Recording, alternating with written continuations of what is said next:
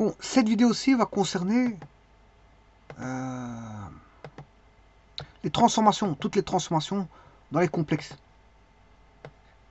Enfin, du moins, quelques transformations, parce qu'on peut en faire beaucoup de transformations. Je vais d'abord voir, bon, dans les complexes, la translation.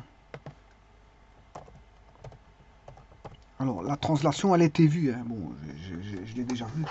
Le tout ici, c'est de les regrouper. Je vais regrouper tout ce qui a été vu comme transformation du plan complexe dans Gauss, plan de Gauss. Alors, la translation, c'est tout bonnement une addition. Z'. Alors, Z, c'est l'objet, et Z', c'est l'image. Par transformation, bien sûr, de translation de complexe A. Voilà. Donc, j'additionne un complexe. Voilà la translation.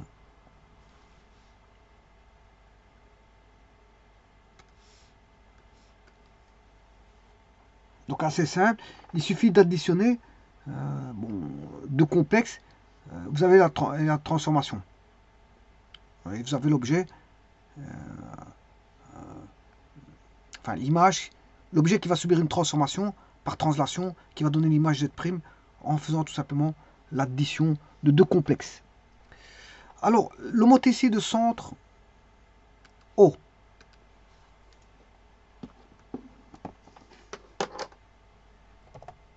Homothétie. Ouais.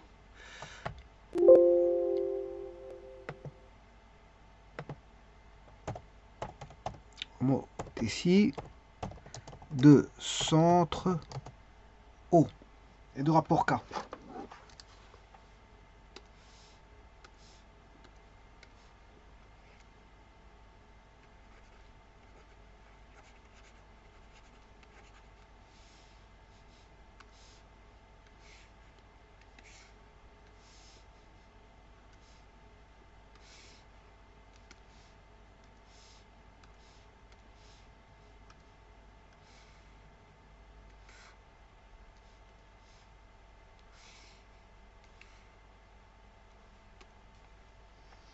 Alors vous aurez compris que l'homothétie de centre O et de rapport K, avec K bien sûr appartenant à R, K étant un réel positif ou négatif, hein, est donné par une multiplication.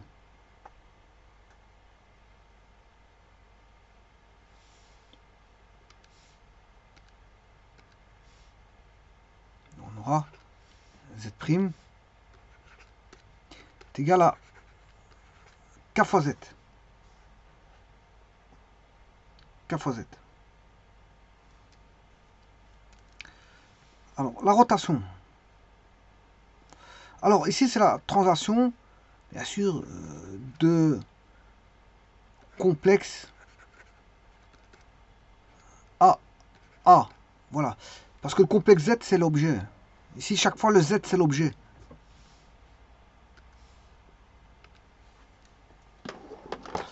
La rotation d'angle alpha et de centre O.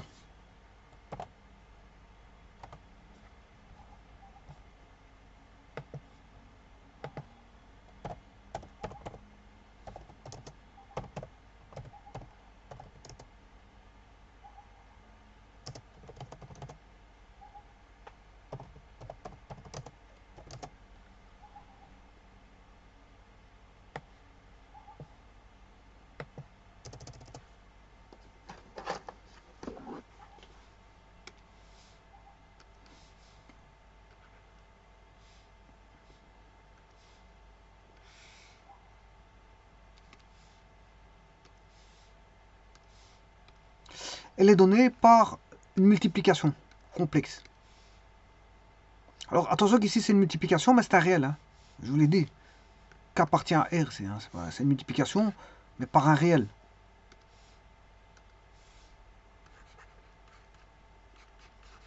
Pas confondre avec la rotation. La rotation est égale à le complexe Z qu'on va faire tourner par un complexe que je vais appeler voilà, cos alpha plus I sinus alpha, qui est l'opérateur de rotation. Alors, il est de module 1. Il est de module 1.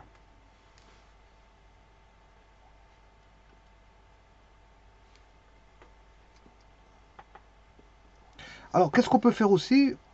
On peut faire une similitude qui est un mélange de nos ici avec rotation.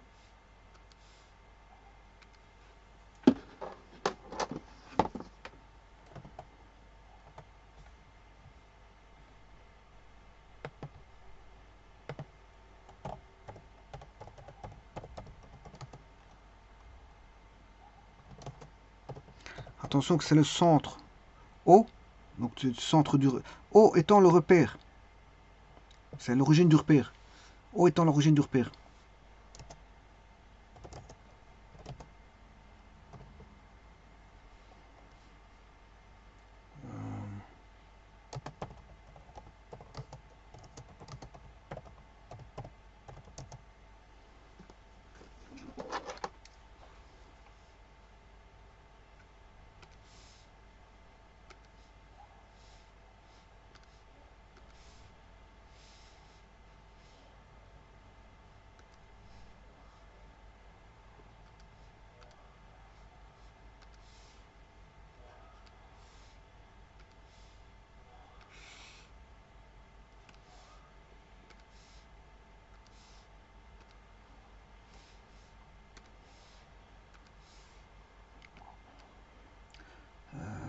Donc là, on aura nos montées ici, donc on aura K appartenant à R.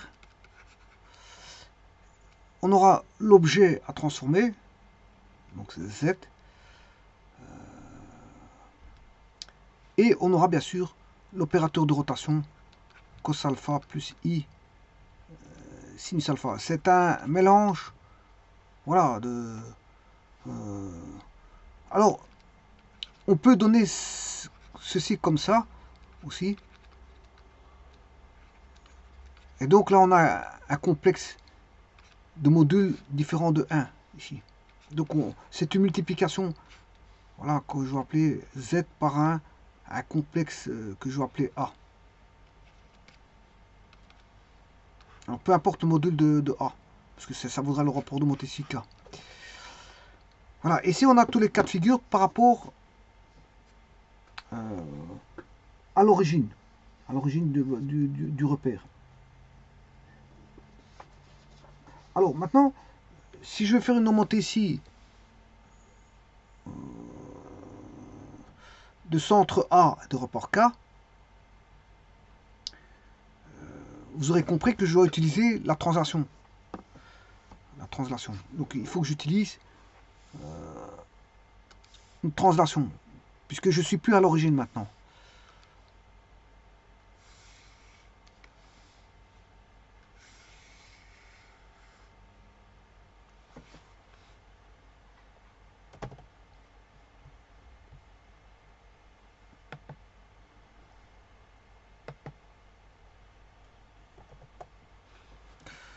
Donc si on n'est plus à l'origine, donc ici c'est le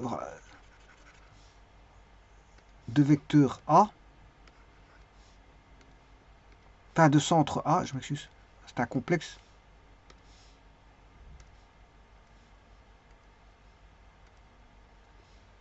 Donc l'origine c'est plus le centre. O du repère, mais c'est A.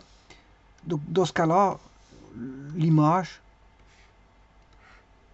vaudra, il faudra additionner A, faire une translation par rapport à A.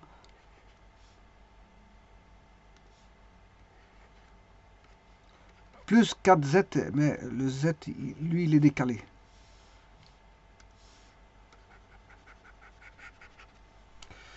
On a un décalage. Voilà. Donc ça, c'est pour l'homothétie de centre A et de rapport K. K appartenant, bien sûr, encore une fois, ici, A au réel. Et A est un complexe. A étant un complexe.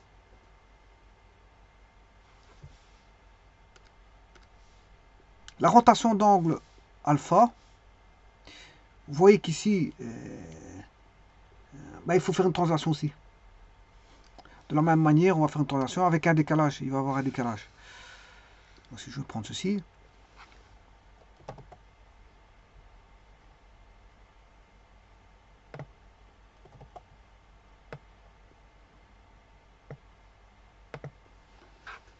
Donc, le centre, il vaut plus haut.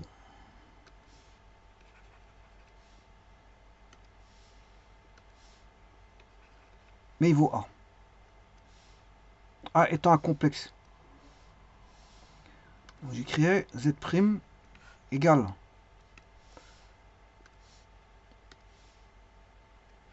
A plus le décalage par rapport à Z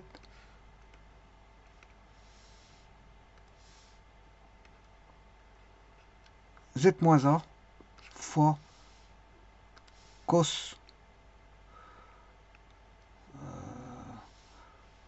alpha plus I sinus alpha. Un petit instant. Voilà.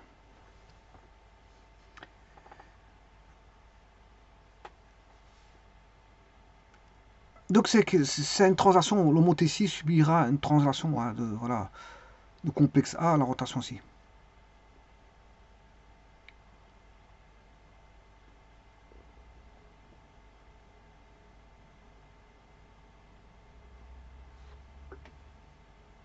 Alors c'est toujours comme ça. Hein. Bon, si vous voulez faire une similitude de centre A, de rapport K de voilà d'angle alpha, ben, vous reprenez tout ceci, vous faites plus A et vous démultipliez par Z moins A.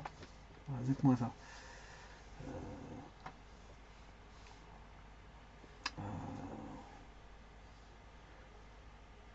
C'est-à-dire que vous allez avoir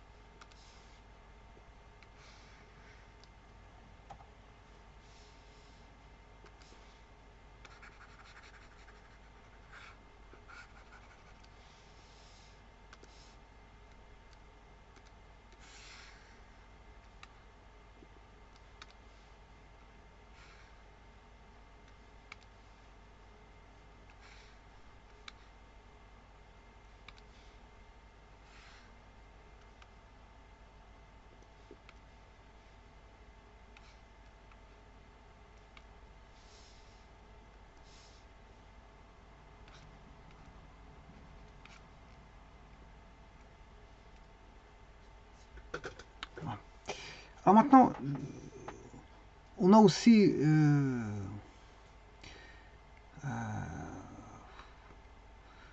symétrie par rapport à une droite, voilà, passant par l'origine.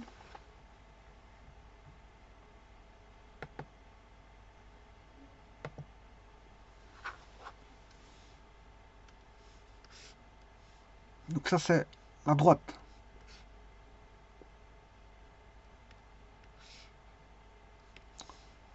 C'est une symétrie orthogonale.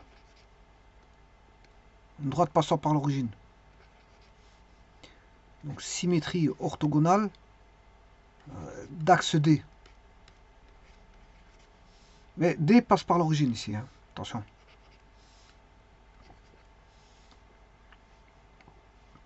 Eh bien, si on donne le complexe Z, eh bien, vous devez rechercher son conjugué, parce que en fait, il sera donné par rapport au conjugué. C'est cos 2 alpha, donc par exemple, le complexe il est là, Z, et son image il sera de l'autre côté de la droite, prise perpendiculairement, parce que c'est une symétrie orthogonale.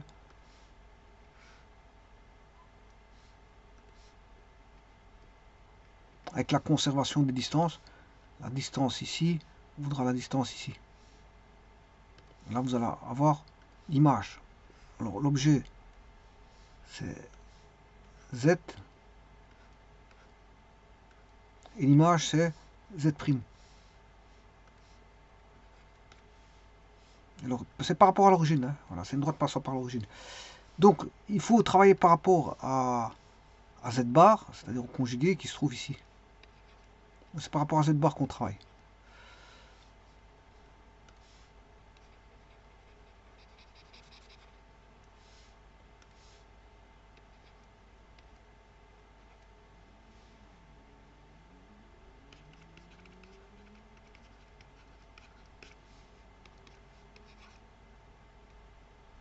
Voilà, et là, c'est Z', vous aurez l'image comme de cette façon-là.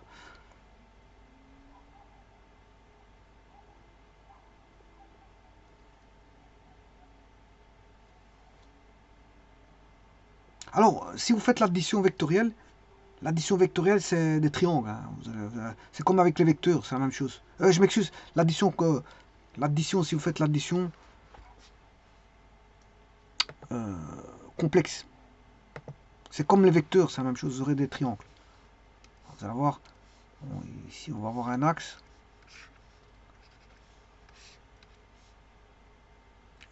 Z1, voilà, au Z1, supposons que Z2 est ici. C'est comme les vecteurs. Voilà, vous allez voir. Puisque ici, on peut considérer que c'est le vecteur U, V, donc U il est là, et le W il est là. Donc le W est égal à U plus V, c'est la même chose. Vous allez voir vectoriellement ce qu'on a avec les complexes. Donc vous allez faire Z1 qui est représenté par le vecteur U, plus V. Ouais, attention que U c'est Z2. U c'est Z2. V c'est Z1. Donc ça fait Z1 plus Z2. Et W, ben, c'est le résultat. C'est la somme. Donc la somme que je vais appeler Z', qui est une transformation aussi du plan. Une somme, c'est aussi une transformation du plan. Alors bien sûr, vous avez l'inégalité triangulaire là-dedans. Donc c'est une translation de vecteurs. Bien sûr, comme on fait une somme vectorielle, comme je l'ai dit que les sommes vectorielles c'était translation, donc c'est une translation de vecteurs. C'est le premier cas qui est ici. Une translation de complexe, ça c'est une somme vectorielle. Une somme complexe. Translation complexe, c'est une somme complexe. Donc ici j'ai bien une somme. Mais le problème c'est que, enfin pas le problème, mais disons que vous allez avoir l'inégalité triangulaire. Puisqu'on a un triangle, le module de Z1, Z2 est plus petit ou égal à la somme des modules. Et alors Z1 moins Z2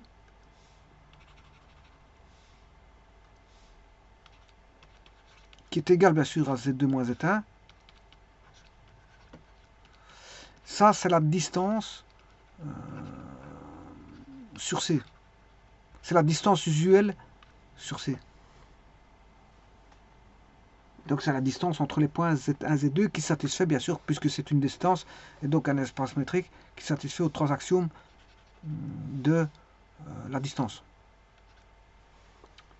L'axiome de séparation, l'axiome de symétrie, l'axiome d'inégalité triangulaire, avec une égalité dans l'inégalité quand c'est... On aura l'égalité dans l'inégalité quand c'est aligné. Alors, la multiplication complexe, c'est une similitude.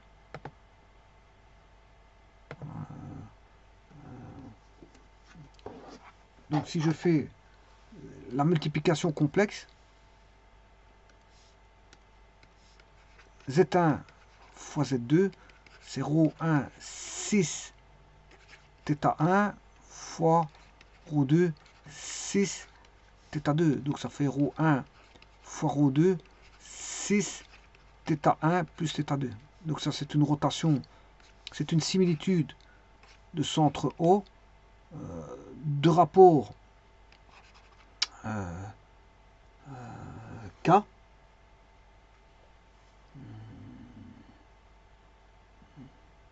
Et K, bon, si je prends Z1 qui est l'objet, ben on va démultiplier par Z2. Attention, si j'avais pris Z2 qui est l'objet, à ce moment on me démultiplie par Z1.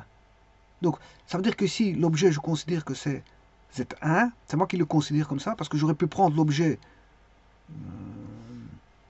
qui est Z2, mais à ce moment-là, l'opérateur de rotation c'est Z1. Voilà, tout dépend comment. Ici je prends l'objet c'est Z1. Voilà. Ou alors je fais les deux cas, je vais faire les deux cas.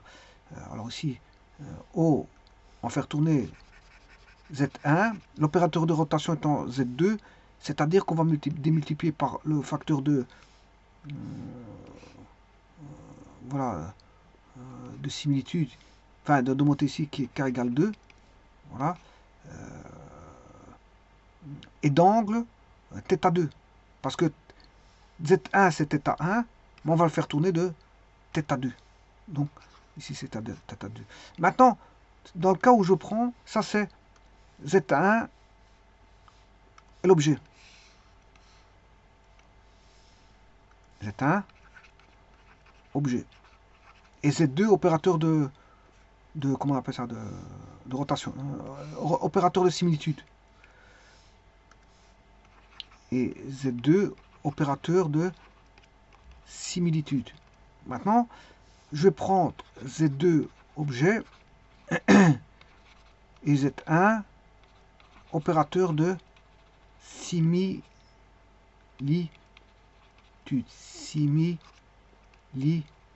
Voilà. Donc à ce moment-là, c'est toujours par rapport au centre, voilà, au centre O. Le facteur de similitude ici vaut ρ1 et on va faire tourner de l'angle θ1 parce que l'opérateur de similitude c'est Z1.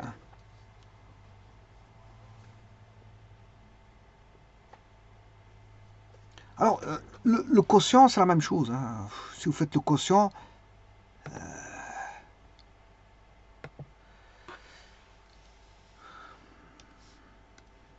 vous allez avoir Z1 sur Z2 égale ρ1 sur ρ2, 6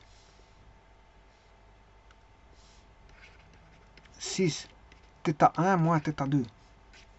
Donc, vous voyez que multiplication et division, voilà, en similitude, vous pouvez utiliser la... Voilà, simplement ici, vous avez un rapport, alors que là, on a une multiplication. En multiplication de complexe, on a une multiplication de, voilà, de rapport, alors que l'autre, c'est une division. Et les angles ici sont additionnés, alors que dans l'autre cas, il est soustrait. Mais attention, c'est relatif, ça. C'est relatif. Parce que ici, je vous rappelle que si vous prenez pi sur 4, et là, moins pi demi, ben voilà, là, bien que c'est une addition, ici, c'est une soustraction. C'est vrai parce que l'angle, à la base, il est négatif. Donc ici, parler d'addition addition pure, non, c'est algébrique ici. Hein. Ça dépend du signe, de θ1 et de θ2. Ça dépend ce qu'on en fait. Voilà, donc on peut avoir une soustraction pour autant que θ1 s'il est négatif, ou θ2 est négatif, ou θ1 négatif et θ2 négatif. Voilà. Donc c'est comme ici. C'est la même chose ici. Ici, quand je mets moins, c'est pas forcément moins et moins. Parce que si θ2 est négatif, eh ben on aura moins et moins, ça fait plus. Donc ici, voilà, il faut... bon, en tout cas, c'est des rotations. Enfin, c'est des similitudes. Dans un cas comme dans l'autre, on a des similitudes. Et donc, c'est une transformation aussi du plan. Un objet, alors là, vous pouvez choisir Z, comme tout à l'heure, prenez l'objet, c'est Z1, mais alors Z2, c'est l'opérateur de, voilà, de rotation. Enfin, de similitude, je m'excuse. Ou alors, vous prenez Z2, qui est le complexe, mais alors, vous prenez Z1, l'opérateur de similitude.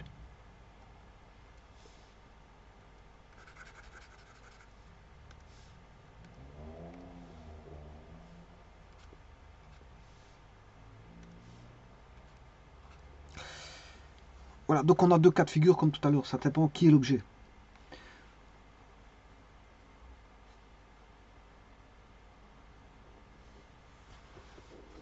Alors maintenant, des cas particuliers de complexe, ce sont l'opposé, le conjugué. Alors, là j'ai un complexe Z. Pour avoir le conjugué, voilà, c'est une rotation. Ici, si on a alpha, on fait une rotation de moins 2 alpha. Ici, c'est par rapport au centre O. Voilà, c'est le conjugué, c'est par rapport au centre O du repère. Donc, on va dire que pour le conjugué, Z bar, donc on a Z ici, et ici on a Z bar. Donc, Z bar est une transformation de Z par rotation. Alors inversement aussi, hein, Z est une transformation. Z est une transformation aussi de Z bar. Hein. Voilà. Même par rapport à Z bar, si je prends Z bar qui est Z est l'objet et Z est l'image, par transformation de rotation, ben, bien sûr c'est la rotation de centre O et d'angle moins 2 alpha. Donc c'est une rotation par là. En sachant que lui fait alpha. Donc c'est-à-dire que lui fait alpha aussi. Moins alpha. Donc on aura alpha et moins alpha. Donc la rotation va parcourir alpha et moins alpha, ce qui fait moins 2 alpha. Voilà. Maintenant, pour l'opposé, c'est aussi une transformation du plan.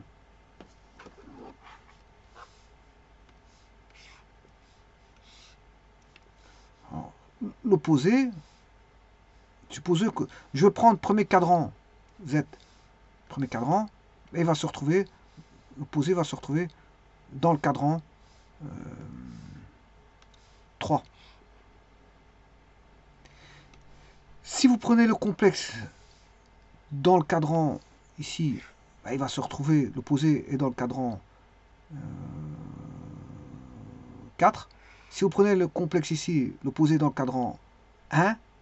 Si vous prenez ici l'opposé dans le cadran 2, si vous prenez ici l'opposé dans le cadran 3. Voilà, bon, je prends un cas de figure, s'il est dans le cadran 1, donc ça veut dire que ici j'ai le complexe Z.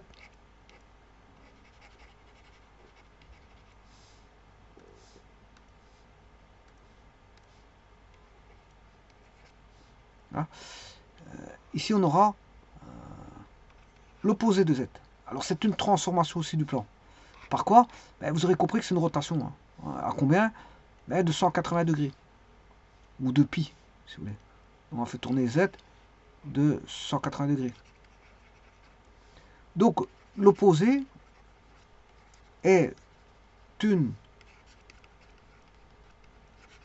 transformation de Z, bien sûr dans le plan de Gauss, parce qu'on est dans les complexes,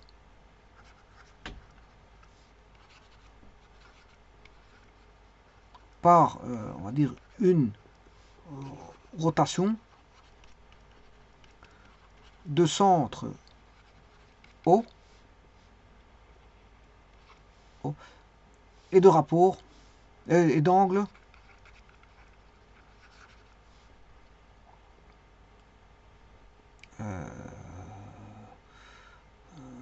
180 degrés. Pi, ou pi si vous voulez. En radian, si vous voulez en radian, c'est pi.